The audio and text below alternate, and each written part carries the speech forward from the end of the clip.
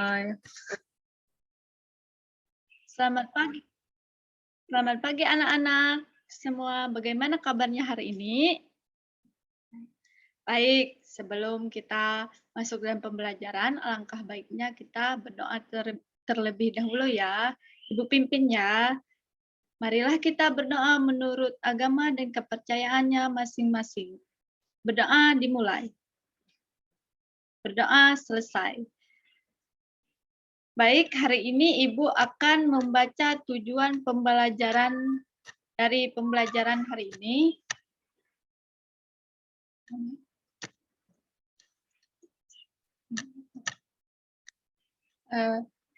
Terlebih dahulu Ibu akan membacakan muatan pembelajaran kita pada hari ini bahasa Indonesia pembelajaran 1 dan tujuan pembelajaran dengan mencermati teks non-fiksi yang disajikan siswa mampu menemukan pokok pikiran dalam bacaan dengan tepat. Rantai makanan adalah perjalanan memakan dan dimakan dengan urutan tertentu antar makhluk hidup. Perhatikan gambar berikut. Nah, Ibu akan gimana ini? Padi dimakan oleh tikus, kemudian tikus dimakan oleh ular. Ular dimakan oleh burung, elang. Setelah beberapa waktu, burung elang mati. Bangkainya membusuk, diuraikan oleh makhluk hidup pengurai dan bercampur dengan tanah membentuk humus. Humus sangat dibutuhkan tumbuhan, terutama rumput. Begitulah seterusnya, sehingga proses ini berjalan dari waktu ke waktu.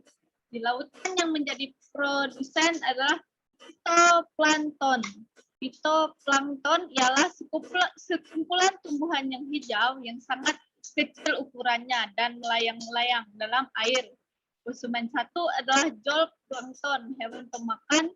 Fitoplankton. Konsumen 2 adalah ikan-ikan kecil. Konsumen 3 adalah ikan-ikan sedang dan konsumen 4 adalah ikan-ikan besar. Ada satu lagi komponen yang berperan besar dalam rantai makanan, yaitu pengurai. Pengurai adalah makhluk hidup yang menguraikan kembali zat-zat yang semula terdapat dalam tumbuh hewan dan tumbuhan yang telah mati. Hasil kerja pengurai dapat membantu proses penyuburan tanah. Contoh pengurai adalah bakteri dan jamur.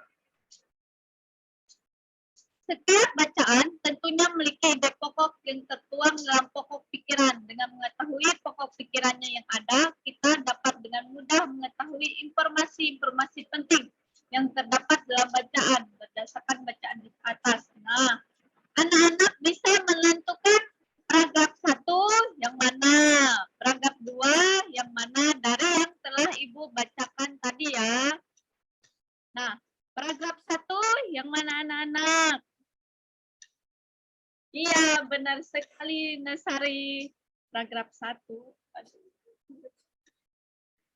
Paragraf 1 adalah padi dimakan oleh tikus. Paragraf 1 dari ini. Betul sekali anak-anak.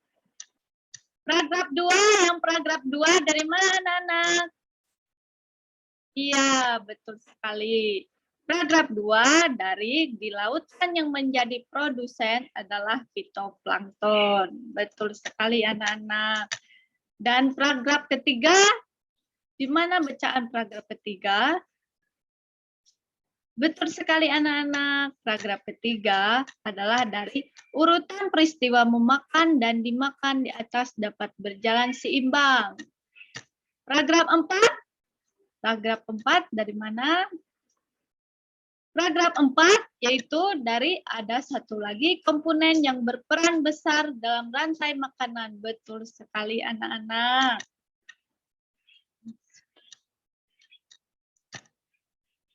Baik, di sini Ibu akan membacakan pokok penjelasan dari pokok pikiran. Pokok pikiran adalah ide utama dari sebuah paragraf. Pikiran pokok disebut juga pikiran utama, gagasan utama, atau gagasan pokok. Setiap paragraf memiliki satu pikiran pokok yang merupakan inti dari pembicaraan yang ada pada paragraf tersebut. Baik, di sini Ibu ada soal, ubahlah pokok pikiran di atas menjadi kalimat utama prakarya dengan gambar yang sesuai.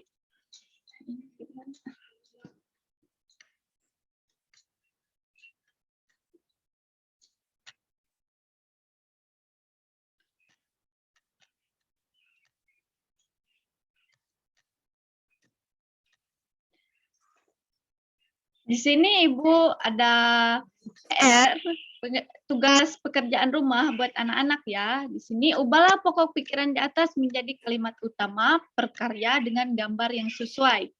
Di dalam rantai makanan terjadi perpindahan energi dari satu makhluk ke makhluk hidup yang lainnya. Perhatikan contoh rantai makanan berikut ya.